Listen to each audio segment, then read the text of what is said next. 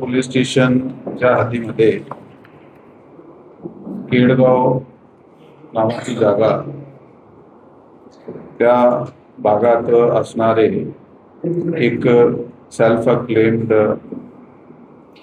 Doctor कम technician याचा एक video viral झाला होता आणि त्या व्हिडिओ वेगवेगळे सोशल मेसेजिंग ग्रुप्सवर गेल्याने त्याची नोंद पोलीस खात्याने आणि त्याचे बरोबर वैद्यकीय खात्याने सुद्धा घेतली। मग वैद्यकीय खात्याचे प्रतिनिधी डॉक्टर यांची फिर्यादवर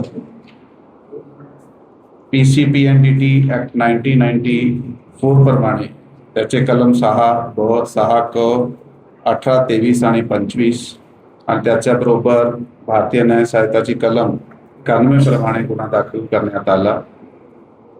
यामध्ये असलेला आरोपी अण्णासाहेब आप्पागिरी, वय 43 वर्ष, तात्पुरता राहणार केडगाव, मूळ पारनेर, अहिल्यानगर। हा आरोपी सोनोग्राफी करणारी एक मशीनचा वापर करून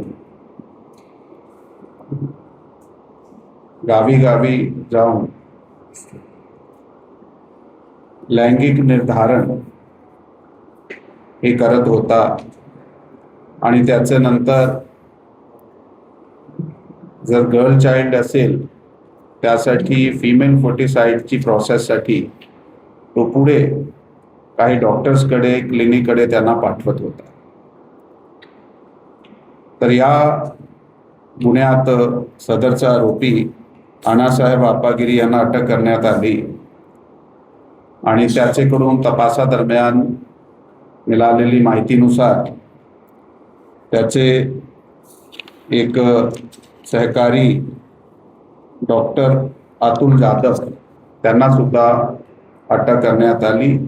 यांचा वाघोलीमध्ये क्लिनिक होता आणि ह्याच्याकडून सोनोग्राफी झाल्यानंतर फिमेल फोर्टिसाइड करण्यासाठी तो डॉक्टर अतुल जाधवकडे पाठवत होता।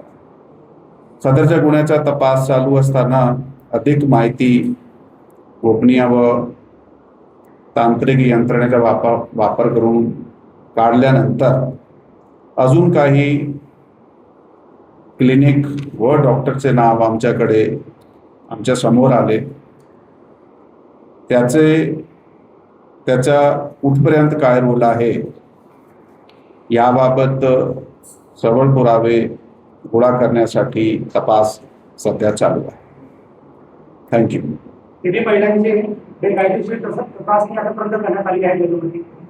यामध्ये सध्या ती अंकडे आम्ही आपल्याला सांगू शकत नाहीये, कारण जे नाम आमच्याकडे आता क्लिनिक आणि डॉक्टर्सचे निष्पन्न झालेले आहे त्यांचेकडे जे माहिती, जे रजिस्टर्ड माहिती आहे ते सगळी माहिती आमच्याकडे गोळा केल्यानंतर त्याचा विश्लेषण झाल्यानंतर हे निष्पन्न होईल की नेमका एकूण किती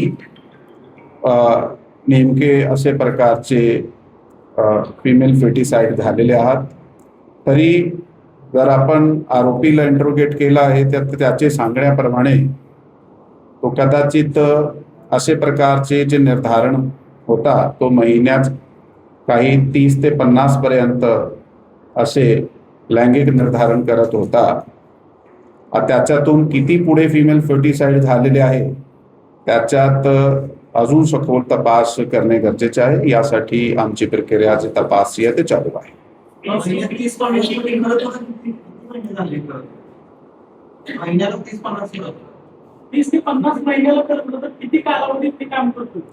आता जर पाहिला त्याचा तर जे आमच्याकडे आतापर्यंतची माहिती समोर आलेली आहे ते काही वर्ष झाले आहे, काही 3-4 वर्षापासून हा काम त्यांनी चालू केला होता। परंतु त्याच्यात कोणत्या वर्षी किती झालेला आहे आता ती रेकॉर्ड आपल्या समोर आल्यानंतर आणि त्याची सखोल तपास केल्यानंतरही आपण आपल्याला काही जे आहे नीट माहिती देऊ शकतो। यामध्ये एक दोन अजून जिल्ह्यामध्ये त्याचा असा काम, कारण त्याच्या संपर्कात काही क्लिनिक आणि डॉक्टर असण्याची शक्यता आहे, त्या दिशेने सुद्धा ते पास चालू आहे. त्याच्यात जसं मी आपल्याला सांगितलं आहे की डॉक्युमेंटेड माहिती त्यावेळी आपल्या समोर आली तर ती आकडा आपल्याला सांगण्यात येईल. सर, त्याच्यामध्ये इव्हन पोलीस स्टेशनची काय मेहरबानी आहे का त्या डॉक्टरवर? हे ज्यावेळी आपल्याकडे हे व्हिडिओ आला आणि वैद्यकीय यंत्रणा जे आहे, वैद्यकीय अधिकारी आहे, त्यांच्याकडे आल्यानंतर समन्वयामध्ये हे जे आहे FIR दाखल झालेली आहे. त्याच्यानंतर योग्याप्रमाणे त्याला अटक करून त्याच्या 13 दिवसाचा PCR घेण्यात आला आणि त्याच्याबरोबर पुढे निष्पन्न झाल्यानंतर दुसरे डॉक्टर जे होते त्याला अटक करून 8 दिवसाचा परत PCR घेण्यात आला दुसऱ्या डॉक्टरचा. आता पुढील तपास जे आहे ते प्रामाणिकपणे चालू आहे.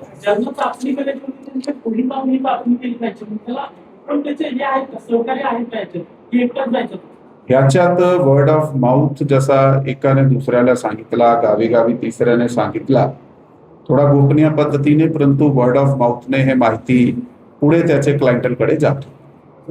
कुछ दादा डॉक्टर आहे आणि how many doctors were this daily in contact? आतापर्यंत जे आपल्या समोर तपासादरम्यान निष्पन्न झालेला आहे, तर ह्या ज्या डॉक्टर बाबत आपण विचारताय ह्या वाघोलीमध्ये प्रॅक्टिस करताय आणि त्या डॉक्टरची तर हे continuously maximum number of cases त्यांनी त्यांच्याकडे पाठविले आहे. त्याशिवाय अजून जे आम्ही 2 ते 3 डॉक्टर आहे जे आम्हाला त्याबाबत सविस्तर इन्फॉर्मेशन भेटलेली आहे. अजून तो काही 8-10 डॉक्टर्सचे, तो एकूण मिळून 12-15 डॉक्टर्सचे तो कॉन्टॅक्टमध्ये होता, पण त्यातून किती लोक नेमके आहे ते डॉक्युमेंटेड माहिती प्रमाणे आमचा तपास सध्या चालू आहे. त्याबाबत निष्पन्न झाल्यानंतर आपल्याला अधिक माहिती देण्यात येईल. 12 ते 15 तो कॉन्टॅक्ट मध्ये होता. As of now we can say this. हा, आपण हे सांगू शकतो. असं आहे की अजून कोण आहे याच्यावर मूळ आरोपी? असं आहे की याच्यावर आरोपी मूळ आरोपी एक तर ही आहे आणि BSc PNDT कायदा त्याच्याबरोबर BNS 91 जर आपण वाचला तर त्याप्रमाणे हे अशा प्रकारची सोनोग्राफी करणे, सेक्स डिटर्मिनेशन करणारा इसम, त्याचे बरोबर त्या निर्धारण झाल्यानंतर अबॉर्शन करणारा मॅडिक और पॅरामॅडिक आणि त्यांच्याबरोबर ज्या काही व्यक्तीने असा केला आहे तो स्वतः व्यक्ती ह्याच्यात आरोपी होत आहे. आता त्याचा डेटा काढल्यानंतर आपल्याला सविस्तर निष्पन्न होईल नेमके किती लोक ह्याच्यात इन्व्हॉल्ड.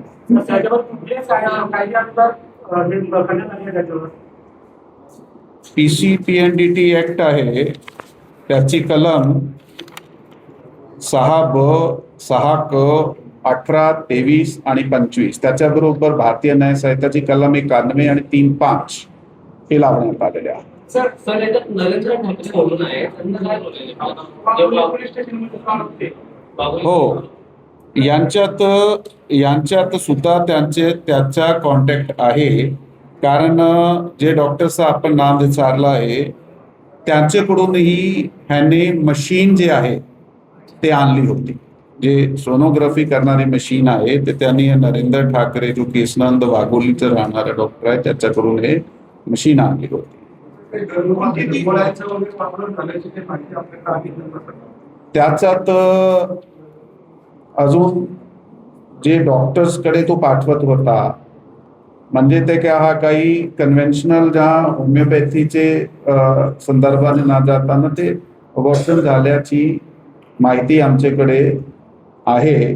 तरी सुद्धा जे आपला प्रश्न आहे ज्या दिशेने आम्ही तपास करीत आहोत त्यासाठी सखोल माहिती आपल्याकडे नाही सध्या. केवळ पोलीस स्टेशनला ह्याच्या आधी त्याच्या तक्रार मिळाली होती का? त्याच्या आधी पार्डन, केवळ पोलीस स्टेशनला ह्याच्या आधी तक्रार मिळाली होती का त्या डॉक्टरच्या संदर्भात किंवा त्या कर्मचारी त्या करत होतो त्याच्याबद्दल काही तक्रार भेटली होती का त्याच्या आधी? याबाबत ही जी तक्रार आली होती हीच तक्रारवर गुन्हा दाखल झालेला आहे. त्याचे अगोदर जर अशी काही तक्रार आली असेल आणि त्याच्यावर काही कारवाई झाली नाही त्याची आम्ही खात्री करू.